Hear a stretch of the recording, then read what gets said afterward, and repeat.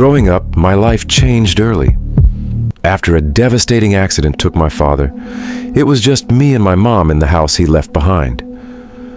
She struggled physically after that, and as time went on, she started spending more nights away.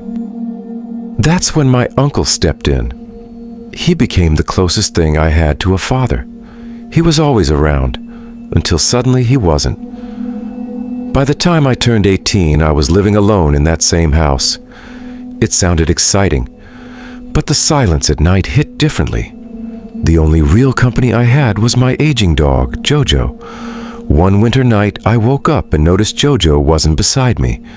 I found him downstairs, frozen in place, staring into the darkness of the basement. He wasn't barking, just watching. That alone felt wrong. Trying to shake it off, I went back to bed. But Jojo wouldn't settle.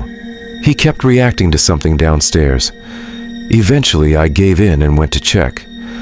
As I stood at the top of the basement stairs, I called out, half joking, half nervous. No response.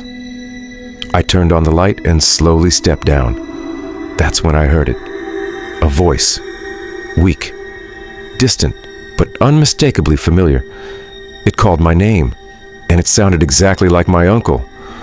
What I found when I reached the bottom wasn't just empty. It was something far more terrifying. A few years later, I moved into a cheap upstairs unit of an old house. The lower floor was empty, or at least that's what I was told. The landlord lived far away, and no one had rented the space below me yet. At first, everything was quiet. Then one night I heard footsteps. Not random creaks, actual footsteps. Slow, heavy, moving across the floor beneath me. I tried to explain it away. Old house noises, pipes, anything.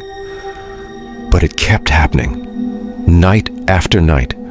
Sometimes it even sounded like doors opening or closing. I contacted the landlord, but he brushed it off like it was nothing. Then one night, things escalated.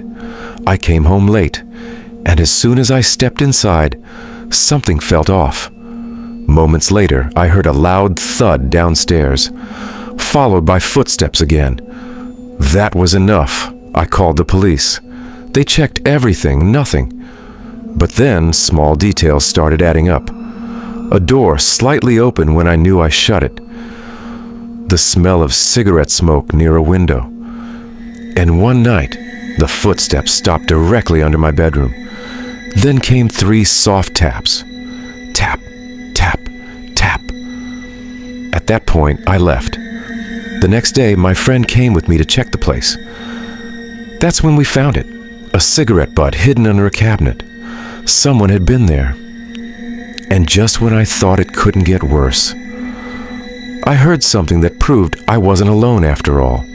This last story happened when I was 22, living upstairs while my brother stayed downstairs. One week he left the country, leaving me completely alone in the house. That night started normal. Dinner, TV, nothing unusual. Until I heard a dull thud from downstairs. I checked, but everything looked fine.